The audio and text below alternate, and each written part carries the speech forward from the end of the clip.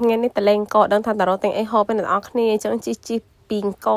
ទៅផ្លូវទៅផ្សារព្រំភិករបស់យើងក៏ឃើញកន្លែងលក់សាំងវិចបោះកាត់នេះគឺទំនងខ្លាំងមែនតែនហើយខ្ញុំក៏បានចូលទៅទាំង7មួយកៅដែរទៅតងជាមួយនឹងសាំងវិចបោះកាត់នេះអ្នកនរបានឃើញអញ្ចឹងគឺគាត់មិនលក់តែសាំងវិចទេគឺគាត់មានលក់ប្រភេទប្រហិតប្រភេទគៀវប្រភេទ burger ប្រភេទនំប៉័ងជាតិអីផ្សេងអញ្ចឹងណាអញ្ចឹងខ្ញុំក៏អត់មកអង្គយូរដែរគឺខ្ញុំបានហៅសាំងវិចនឹងមួយជាមួយនឹងអាគៀវបោះកាត់នឹងមើលទៅគឺទំនងខ្លាំងមែនតែនហើយគៀវបោះកាត់នឹងគឺមានអីតែអ្នកខាងក្នុងគឺស្នូលប្រហិតក្រហមយើងធម្មតាហ្នឹងឯងប៉ុន្តែខាងក្រៅគឺយើងខាប់សម្បកគៀវណាអញ្ចឹងទៅអើយក្រាន់តែបញ្ចូលសម្លេងវីដេអូនេះម្ដងទៀតក៏នឹកឃើញថាចង់ញ៉ាំរសជាតិគៀវនឹងសាកឡើងវិញម្ដងទៀតដែរនេះខ្ញុំញ៉ាំខ្ញុំជីពីងកុំមកដល់ផ្ទះផងអ្នកនរគ្នាអញ្ចឹងទៅវាអត់សូវស្រួយបើសិនជាបានញ៉ាំក្តៅទៀតមិនដឹងថាស្រួយឆ្ងាញ់ប៉ុណ្ណាណាដោយសារតែទឹកជ្រលក់ទឹកសោះបោះកាត់ហ្នឹងគឺឆ្ងាញ់ខ្លាំងមែនទែនអញ្ចឹងទីតាំងបោះកាត់អត់ពិបាកក្នុងការរកទេអ្នកនរនេះផ្សារព្រំភិករបស់យើងណាអញ្ចឹង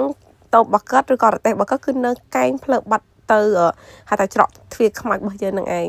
ចឹងនេះតកតងជាមួយនឹងទឹកសោះបោះកាត់គឺខ្ញុំយកមកផ្ទះវិញខ្ញុំចាក់ញ៉ាំហ្នឹងគឺឆ្ងាញ់ខ្លាំងមែនតែនហើយមកមើលបាត់វិញខ្ញុំញ៉ាំទំនងអត់អ្នកនរគ្នាហើយចង់បញ្ជាក់ថាគៀវហ្នឹងមកចកាំងតែ1500ទេចឹងខ្ញុំទិញ2ក៏អត់3000ហើយសាំងវិចមួយហ្នឹងគឺ2500រៀលអញ្ចឹងខ្ញុំទិញសរុបអស់